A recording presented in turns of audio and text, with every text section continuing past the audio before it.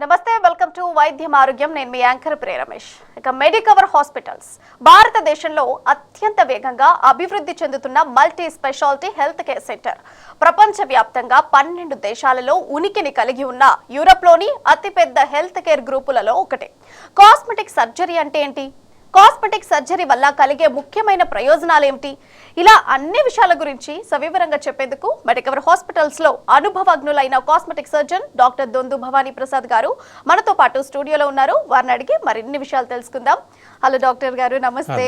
నమస్తే. డాక్టర్ గారు, జనరల్ గా సర్జరీ అంటే అందరికీ తెలుసు, కాకపోతే కాస్మెటిక్ సర్జరీ అనేసరికి కొంతవరకు భయం ఉంటుంది. అసలు వాట్ ఈస్ కాస్మెటిక్ సర్జరీ అనే క్వశ్చన్ రేజ్ అవుతూ ఉంటుంది. అసలు generally what is cosmetic surgery? Okay, plastic surgery is consisting of 2 branches. ఒకటి రీకన్స్ట్రక్టివ్, ఇంకొకటి కాస్మెటిక్. రీకన్స్ట్రక్టివ్లో ఏం చేస్తారు అంటే, మనకు ఏదైనా డిఫెక్ట్ ఉంటే కనుక వేరే వాళ్ళలాగా నార్మల్ అవ్వడానికి మనం ఆ డిఫెక్ట్ని కరెక్ట్ చేయడంని రీకన్స్ట్రక్టివ్ సర్జరీ అంటాం. నార్మల్గా ఉన్న వాళ్ళు ఇంకా అందంగా తయారవ్వాలి అని అనుకుంటే దాన్ని కాస్మెటిక్ సర్జరీ అంటాం. So cosmetic surgery is to make a normal person more beautiful. ఈ ఎక్కువగా కాస్మెటిక్ సర్జరీ వల్ల ప్రయోజనాలు ఏంటి sir? Okay, there are lot of drawbacks as well as good things about cosmetic surgery. For example, I will tell one incident. ఒక అబ్బాయి వాళ్ళ parents తీసుకొని వచ్చారు. కొంచెం ఎవరితో ఇంటరాక్ట్ అవ్వడం లేదు ఈ మధ్య, కొంచెం సోషల్గా డిప్రెసివ్ కైండ్ ఆఫ్ ఫీలింగ్స్ వస్తున్నాయి. He is not behaving well అంటే ఫిజిషియన్ దగ్గరికి తీసుకొని వచ్చి ఫిజిషియన్ చెక్ చేసి వీడికి ఏదో చెస్ట్లో ప్రాబ్లం ఉంది అని చెప్పి దాని తర్వాత ఎవాల్యుయేట్ చేస్తే కనుక they found out that he is having what is known as, టెక్నికల్గా మేము గైనకోమాస్టియా అంటాం. అంటే chest over development, just like females వాళ్ళు మేల్స్లో కొంచెం ఎక్కువ ఉంటుంది. అట్లాంటి వాళ్ళకు కాన్ఫిడెన్స్ మెల్లమెల్లగా తక్కువ అయిపోయి ఫ్రెండ్స్తో ఇంటరాక్ట్ అవ్వకుండా, ఎక్కడైనా పిక్నిక్కి పోవాలి, బీచ్లకి పోవాలి అని అంటే అక్కడ మళ్ళీ షర్ట్ ఇప్పాల్సి వస్తుంది అని చెప్పి పోరు. ఏదైనా స్విమ్మింగ్ పూల్కి పోదాము అని అంటే కనుక అక్కడికి పోరు. అట్లా మెల్లమెల్లగా they will be only sitting in home. కొంతమంది జాబ్లు కూడా పోయింది. అట్లా చూస్తే కనుక confidence without any doubt, once they get operated, properly evaluated, చాలా wonderful results we can see with cosmetic surgery. అసలు ఎస్పెషల్గా కాస్మెటిక్ సర్జరీ ఎందుకు చేయించుకుంటారు? అసలు ఎక్కువగా ప్రధాన కారణాలు ఏంటి? ఓకే, కొంతమందికి there will be some amount of crookedness, ఏదైనా అవయవాలు వాళ్లకు ఉండాల్సిండేవి కొంచెం క్రికెట్గా ఉండే అవకాశాలు ఉంటాయి. ఫర్ ఎగ్జాంపుల్ నోస్ కొంచెం చిన్నగా ఉన్నప్పుడు ఏదైనా దెబ్బ తగిలి దాన్ని పట్టించుకోకుండా ఉంటే కొంచెం డివేటెడ్ నోస్ అట్లాంటివి. ఇంకా కొంచెం ఏదైనా అవయవాలు చాలా important organs, if they look slightly abnormal, then these cosmetic surgeries do help. And అట్లనే ఎక్కువగా ఈ సర్జరీలు అమ్మాయిలు ఎక్కువ చేయించుకుంటున్నారా, అబ్బాయిలు ఎక్కువ చేయించుకుంటున్నారా? ఎవరికి ఎక్కువగా యూస్ఫుల్ ఈ surgeries? Okay, good question. Actually నేను అబ్జర్వ్ చేసింది ఫస్ట్ అమ్మాయిలే మొదలుపెట్టారు ఈ కాస్మెటిక్ సర్జరీలో. వాళ్ళు 2 groups ఉండేవాళ్ళు. ఒకటేమో అన్మ్యారీడ్, మేము పిల్లకు పెళ్ళి చూపులు చూస్తూ ఉన్నాము, వాళ్ళు కొంచెం బొద్దుగా ఉంది మా పిల్ల, లైపోసెక్షన్ ఏమైనా చేస్తారా అని చెప్పి వస్తారు. అదొక గ్రూప్. ఇంకొక గ్రూప్ ఏమో married women and who are independent, they are earning by themselves and they don't have any hindrances from family. అట్లాంటి వాళ్ళు అరౌండ్ 40-50 ఏజ్ గ్రూప్ మధ్యలో ఉండేవాళ్ళు, they want to look more young. So ఎక్కువగా ఏ age group వాళ్ళు వస్తూ ఉంటారు sir cosmetic surgery చేయించుకోవడానికి? అదే సేమ్ ఇప్పుడు అన్మ్యారీడ్ గ్రూప్ ఒకటి బిట్వీన్ 18 to 25, ఇంకో గ్రూప్ బిట్వీన్ 40 to 50. అండ్ ఈ కాస్మెటిక్ సర్జరీకి పలానా ఏజ్ వరకు వాళ్ళకు మాత్రమే కాస్మెటిక్ సర్జరీ చేస్తాం అన్నట్టుగా ఏదైనా ఉందా? అట్లేం లేదు, కొంచెం జాగ్రత్తలు తీసుకొని మేము కొంతమందికి cosmetic surgery even at the age of 14-15 years కూడా మేము అనస్థీసియా వాళ్ళది కార్ప్ అంతా బ్యాకప్ ఉందా లేదో చూసుకొని వాళ్ళు ఓకే అంటే కనుక we have done surgery even at the age of 15 years. And మోర్గా ఎక్కువగా సర్జరీస్ చేస్తున్నప్పుడు మచ్చలు అవి ఇవి వస్తూ ఉంటాయి. మరి మచ్చలు వస్తే అవి ఎంతవరకు నయం అవుతాయి, వాటి గురించి చెప్పండి sir. Okay, and depending on what kind of surgery. ఇప్పుడు రైనోప్లాస్టీ చేస్తే కనుక అంతా ముక్కు లోపల నుంచి చేస్తాం కాబట్టి బయటికి అసలు స్కార్ కనిపించని కూడా కనిపించదు, ఎవరికి తెలియదు మేము ఆపరేషన్ చేసాము అని చెప్పి వాళ్ళు చెప్పినా కూడా అవునా అని ఆలోచిస్తారు. ఇంకా ఈ గైనకోమాస్టియా, లైపోసెక్షన్, అబ్డోమినోప్లాస్టీ ఇవన్నీ స్కిన్ మీద ఆపరేట్ చేస్తాం కాబట్టి నీట్గా కనిపిస్తూ ఉంటుంది. But they can be hidden with creams which can be applied for 3 months, 6 months. And ఈ సర్జరీలో ఎక్కువగా అందంగా కనిపించడానికి మాత్రమే ఎక్కువగా వస్తూ ఉంటారా, లేకుంటే వాళ్ళు అందంగా కనిపిస్తే సెల్ఫ్ కాన్ఫిడెన్స్ పెరుగుతూ ఉంటుంది అందుకోసం ఎక్కువగా కేసెస్ వస్తాయి? ఎక్కువగా మెడికవర్ హాస్పిటల్స్కి ఎట్లాంటి కేసెస్ వస్తాయి? Okay, commonest cosmetic procedures are liposuction. For liposuction, abdominoplasty అంటే బాగా సిజేరియన్ సెక్షన్లో 2-3 అయిన తర్వాత లూజ్ అబ్డోమెన్ అయిపోతే కనుక వాళ్ళకి అబ్డోమినోప్లాస్టీ చేయాల్సి వస్తుంది. లైపోసెక్షన్ యూజ్ ఉండదు. లైపోసెక్షన్, అబ్డోమినోప్లాస్టీ, ఇంకా రైనోప్లాస్టీ. రైనోప్లాస్టీ అంటే నోస్ జాబ్. సో నోస్ ఏదైనా కరెక్ట్ చేయాలి అని అంటే కనుక దాన్ని రైనోప్లాస్టీ అంటాము. ఈ 3 చాలా కామన్. అండ్ హీట్ ట్రాన్స్ప్లాంట్ కోసం కూడా అప్పుడప్పుడు కొంతమంది వస్తారు. ఓకే, అండ్ రైనోప్లాస్టీ అనేది దాని ప్రాసెస్ ఎట్లా ఉంటుంది sir? Okay, rhinoplasty is just like A normal surgical procedure. అది ప్రొసీజర్ చేసిన తర్వాత 1 week వరకు ప్లాస్టర్ వేసి పెడతాము. అది ఆ ప్లాస్టర్ వేసుకొని బయట తిరగడం అంత బాగుండదు. సో 1 week వరకు అది వేసుకుంటారు కాబట్టి 1 week వరకు వాళ్ళు ఇంట్లో ఉండాలి. ఆ 1 week తర్వాత ప్లాస్టర్ అంతా తీసేస్తాము. లోపల కుట్లంతా మానిపోవడానికి ఒక 2 weeks పడుతుంది. అండ్ ఇంకొకటి సార్, సర్జరీస్ అంటే ఈ కాస్మెటిక్ సర్జరీ ఎస్పెషల్గా మనం చూసుకుంటే సర్జరీ చేసిన తర్వాత ఎక్కువగా ఈ ఫుడ్ తీసుకోవాలి, ఇక్కడే ఉండాలి అనేటువంటి రెస్ట్రిక్షన్స్ ఏమైనా ఉంటాయా? ఈ అడ్వాంటేజ్ ఆఫ్ కాస్మెటిక్ సర్జరీ ఏంటంటే మోస్ట్ ఆఫ్ దెమ్ ఇవన్నీ day care procedures. Morning admit అయితే కనుక ఈవినింగే పంపించేయచ్చు. అడ్మిషన్ చాలా రేర్గా కొన్ని పేషెంట్లకు వాళ్ళు కొంచెం బాగాలేరు అని అంటే కనుక వాళ్ళకి యాక్చువల్లీ మేము చేయము. బై ఛాన్స్ చేయాల్సి వస్తే కనుక వాళ్ళు ఒకరోజు అట్లా పెట్టుకుంటాము, మహా అయితే 2 రోజులు, దాని తర్వాత డిశ్చార్జ్. ఓకే, మరొక విషయం ఏంటంటే సార్, లైపోసెక్షన్ అనేది చాలా లైఫ్ రిస్కీ అని ఎక్కువగా వింటూ ఉంటాము. సో సార్ అది నిజమేనా? లైపోసెక్షన్లో ఎంతవరకు రిస్క్ ఉంటుంది, దాని గురించి ఎక్స్ప్లెయిన్ చేయండి సార్. ఈ ప్రొసీజర్ల గురించి అవగాహన ఎక్కువయ్యే కొద్దీ నేను బ్యాడ్ ట్రెండ్ చూస్తూ ఉండేది ఏంటంటే lot of very bad centers which are not at all equipped with good surgeons. అసలు వాళ్ళు కాస్మెటిక్ సర్జన్లే కాదు, డెంటల్ సర్జన్లు వాళ్ళు పేషెంట్లు పట్టుకొని వచ్చి ఆపరేట్ చేస్తూ ఉన్నారు. ఇట్లాంటి ట్రెండ్ చాలా డేంజరస్. ఇది ఇట్లాంటి వాళ్లకు అనాటమీ అనేది సరిగ్గా ఐడియా ఉండదు. వాళ్ళు లైపోసెక్షన్ చేస్తున్నాము అని అనుకొని వాళ్ళు డైరెక్ట్గా పీక లోపలికి వెళ్ళిపోతారు. అందుకు without any doubt what we hear incidences, bad incidences are because of bad procedures. ఎక్కడ పడితే అక్కడికి పోయి చేయించుకోవడం కరెక్ట్ కాదు. కొంచెం జాగ్రత్తగా we need to research on the doctor whether he can do or not అవన్నీ చూసుకొని చేసుకోవాలి. సార్ చెప్పండి, ఇప్పుడు కాస్మెటిక్ సర్జరీలో ఎంతవరకు రిస్క్ ఉంటుంది?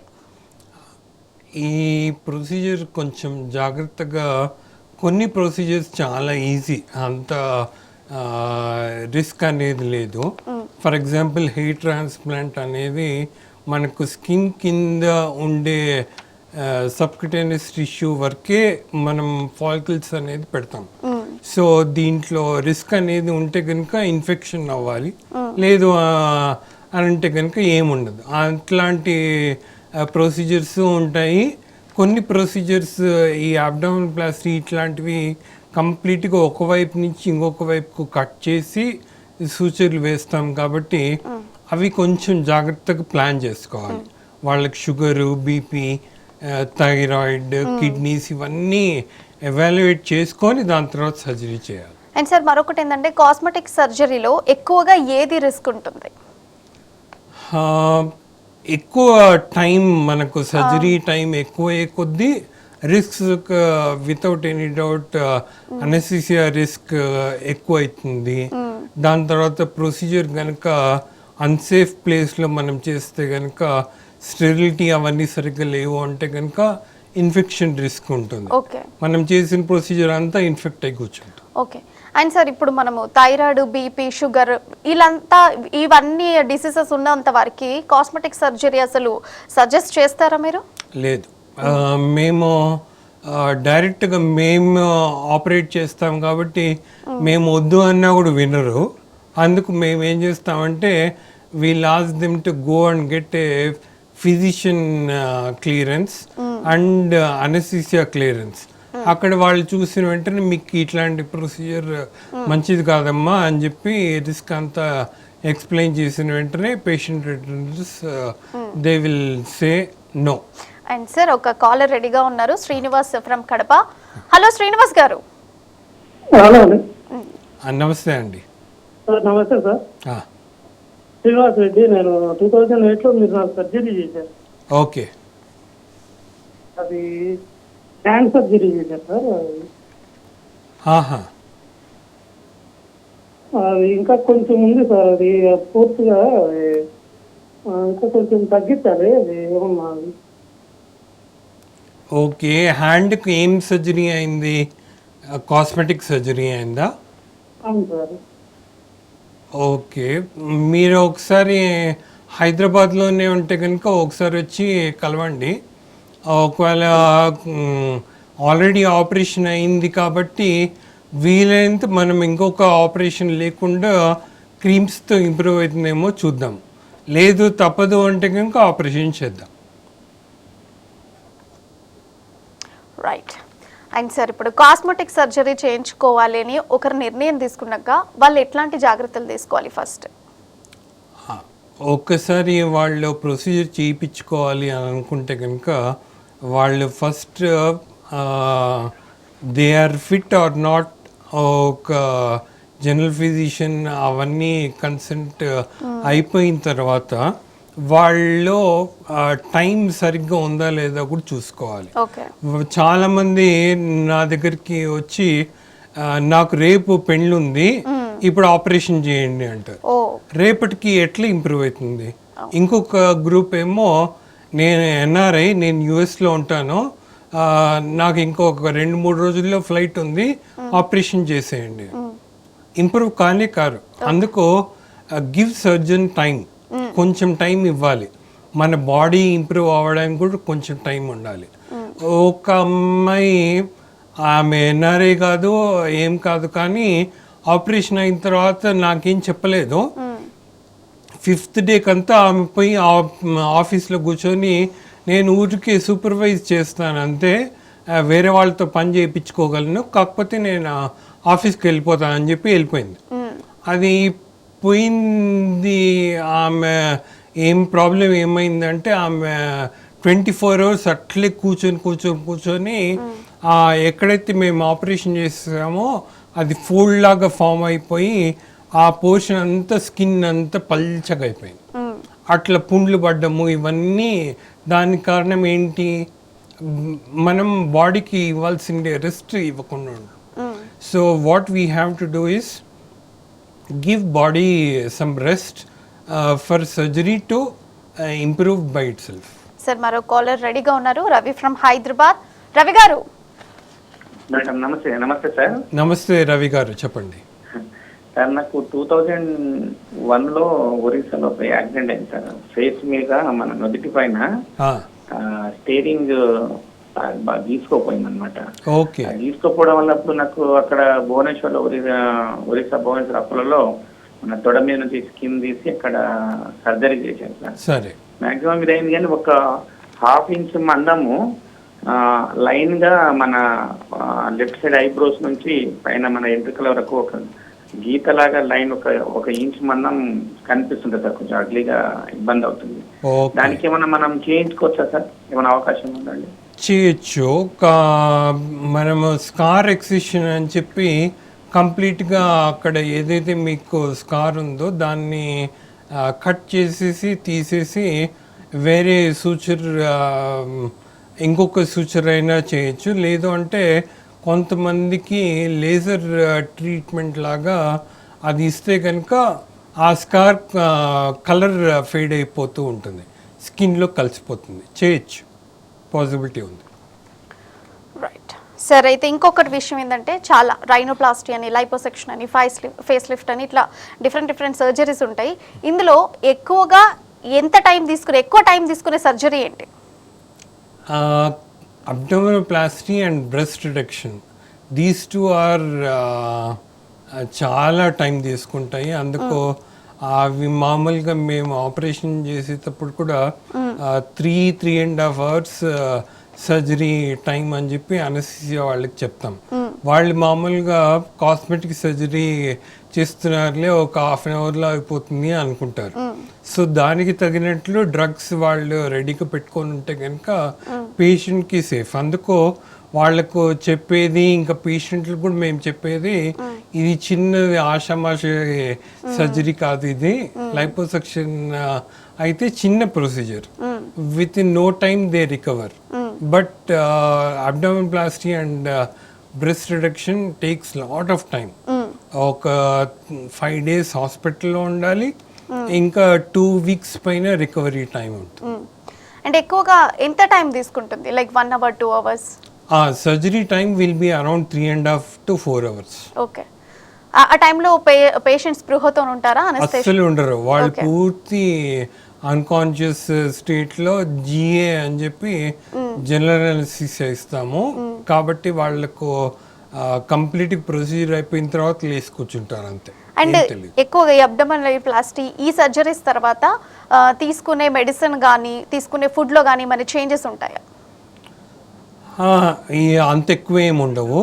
కాకపోతే హీలింగ్ కోసం మేము కొన్ని జాగ్రత్తలు తీసుకోమని చెప్తాము. లైక్ శనగపిండి వస్తువులు వద్దు, అట్లాంటివి కొంతమందికి అలర్జీ లాగా ఉంటాయి, అట్లాంటివి తీసుకోవద్దు అని చెప్తాము.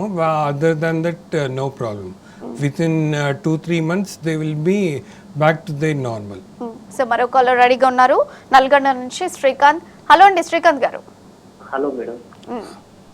నమస్కారం సార్. నమస్తే, చెప్పమ్మా. సార్ నాకు ఈ కాస్మెటిక్ సర్జరీ అయింది సార్, అంటే ఈ బ్రెస్ట్ ఆపరేషన్. ఓకే.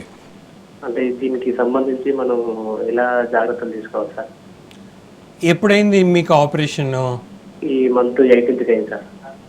ఈ మంత్లోనే అయింది అని అంటే మోస్ట్ ఇంపార్టెంట్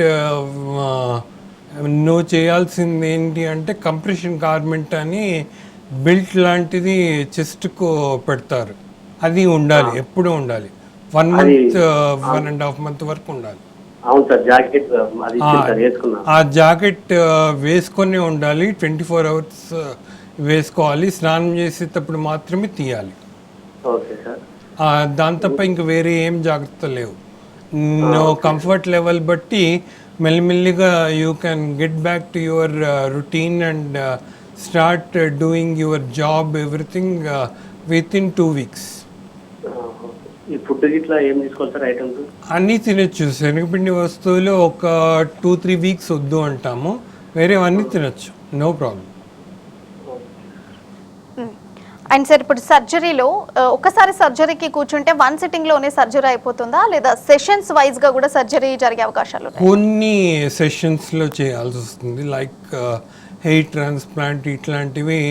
వాళ్ళకి చాలా బాల్డింగ్ ఉంది అని అంటే కనుక హాఫ్ ద స్కాల్ప్ ఒక సిట్టింగ్, రిమైనింగ్ హాఫ్ ఇంకొక సిట్టింగ్, అట్లా 2 సిట్టింగ్స్ అవుతాయి. ఇంకా కొన్ని స్కార్ రివిజన్స్ అని వాళ్ళు ఏదో పచ్చబొట్లు అట్లాంటివి కొట్టించుకుంటారు ఎక్కడ పడితే అక్కడ. అవి పూర్తి పోవు. ఎస్పెషల్లీ వాళ్ళ లవర్ పేర్లు రాసుకుంటారు పెద్దగా. ఈ అనిల్ అని ఇట్లా పెద్దగా ఉంటే కనుక మేము ఇంతనే తీస్తాం, హాఫ్ తీసి మిగిలిన హాఫ్ మళ్ళీ తీయాలి, తర్వాత తీస్తుంటారు. అండ్ మరొక సార్, మీరు చేసిన దాంట్లో ఎక్కువగా ఛాలెంజింగ్ అనిపించిన సర్జరీ ఏంటి సార్? అబ్డోమినోప్లాస్టీ ఇవే మోర్ ఛాలెంజింగ్. ఒక ఆమెకు abdominoplasty we did along with hernia repair. General surgeon పిలిపించి ఆయనతో మెష్ వేయించి మేము ఎక్సెస్ స్కిన్ అంతా కట్ చేసి దగ్గర 5 hours పైన 5.5 hours ఏమో surgery. And it was done for around 62 years lady. So it is not easy. మేము ముందరే అనస్థీసియా వాళ్ళకు కూడా చెప్పి పెట్టాము. అండ్ పేషెంట్ అటెండర్స్ కూడా వాళ్ళకు most of them are doctors in the family, so they know pretty well. వాళ్ళు అన్ని జాగ్రత్తలు తీసుకొని మంచిగా రికవర్ అయిపోయింది, డిశ్చార్జ్డ్ ఆల్సో.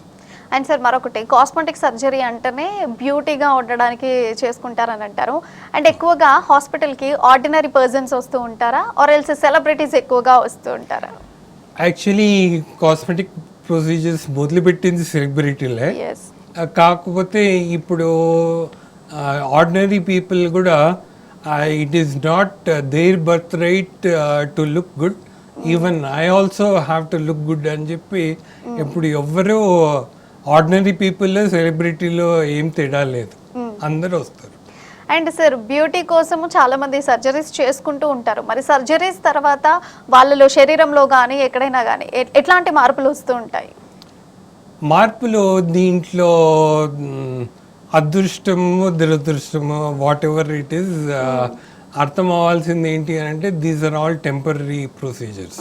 సో నేను ఈ ప్రొసీజర్ చేయించుకున్నాను, లైపోసెక్షన్ చేయించుకున్నాను, ఇంకా జీవితాంతం నేను సన్నగుంటాను అనేది కరెక్ట్ కాదు.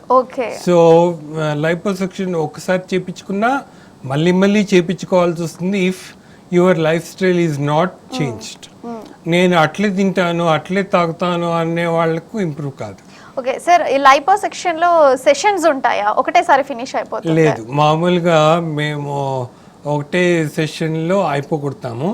బట్ ఇఫ్ ద ఏరియా వాళ్ళకు ఆర్మ్స్ చేయాలి, థైస్ చేయాలి, నెక్ చేయాలి, అబ్డమెన్ చేయాలి అని అంటే కనుక అప్పుడు we'll stage it. Arms and thighs ఒక స్టేజ్లో, అబ్డమెన్ అండ్ చెస్ట్ ఒక స్టేజ్లో, అట్లా 2-3 స్టేజ్లో చేస్తాం. అండ్ ఇంకొకటి సార్, ఏ సర్జరీ ఎక్కువ సమయం పడుతుంది, ఏ సర్జరీ తక్కువ సమయం పడుతుంది? Rhinoplasty and liposuction are shortest. Within half an hour, 40 minutes అయిపోతుంది. Whereas abdominoplasty and breast reduction takes lot of time, around 3.5 to 5 hours.